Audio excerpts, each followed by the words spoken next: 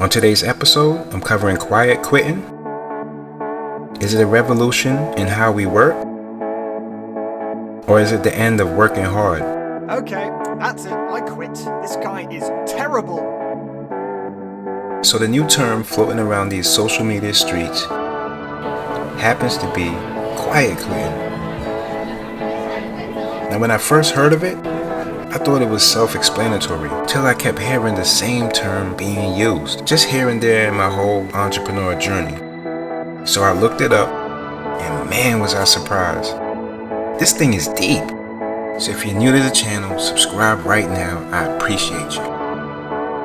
Okay, let's check the vibe.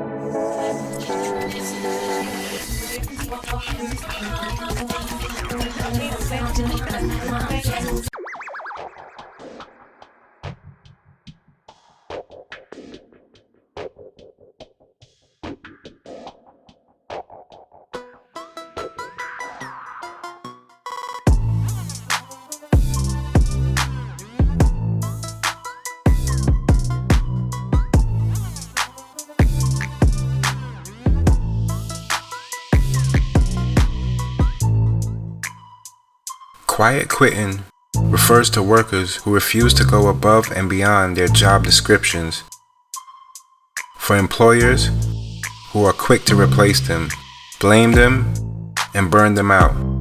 These employees do their jobs, then they log off, which isn't quitting. It might be a contradiction in terms, but labor economists should be reluctant to dismiss it as a fake trend. Now the term quiet quitting was popularized in 2022, in part by some viral social media post. The ultimate origin of the term is uncertain. It does not use quitting meaning resigning from one's job in the literal sense, but rather to suggest that a worker has quit, decided to stop doing certain parts of their job, such as tasks that they have taken on beyond their role.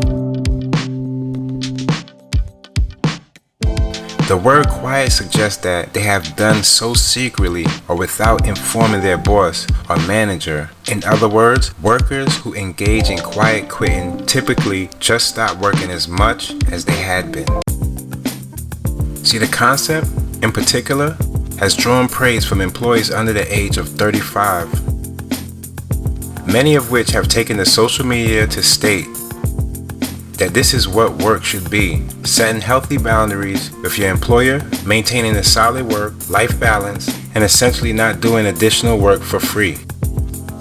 Now on the flip side of this, management have responded in outrage and panic at the thought that people will come to work to only do the work that they're paid to do. If you spend any amount of time looking into quiet quitting, it won't take you long before you come across some CEO or manager saying something along the lines of, well, they don't go very far with that attitude. Or, this generation doesn't understand the meaning of hard work. See, the panic from the upper echelons of the corporate world is largely being driven by the fear that productivity is stolen in places like the USA and the UK, at the same time that costs are soaring for businesses, due to a number of factors including rising inflation, the war in Ukraine, and supply chain woes. If your cost base is going up, one way to counter this is by making your employees more productive.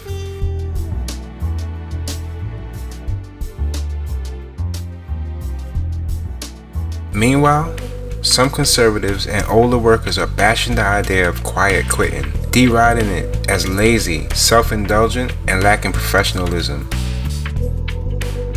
Despite these differences, experts say the debate could benefit both employees and employers by revealing how communication between workers and managers in a modern workplace must change.